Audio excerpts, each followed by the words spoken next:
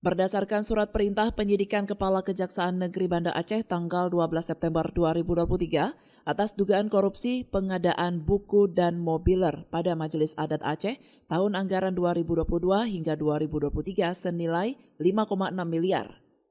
Kejari Banda Aceh menahan 3 tersangka dalam kasus tersebut. Penetapan 3 tersangka berdasarkan hasil penyelidikan mendalam terhadap alat bukti dan ekspos perkara.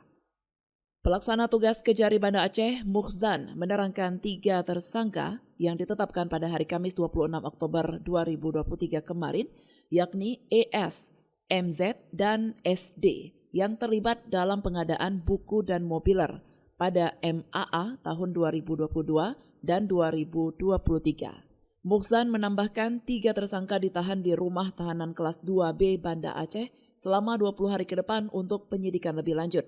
Dalam pengembangannya nanti tidak menutup kemungkinan adanya tersangka baru dalam perkara tersebut.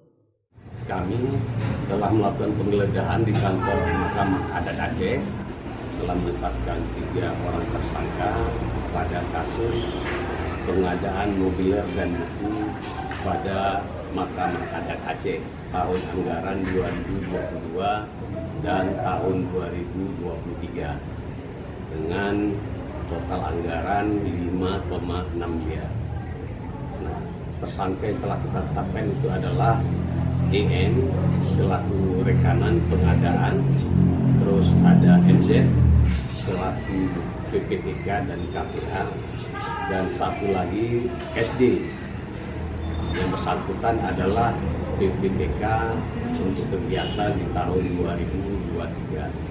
Ini bersumber dari dana otonomi khusus Aceh tahun 2022 dan tahun 2023. Adapun tindak pidana yang terungkap bahwa ada pekerjaan yang fiktif, ada pekerjaan yang dimarkup, terus ada juga beberapa item pekerjaan yang tidak sesuai dengan KAK.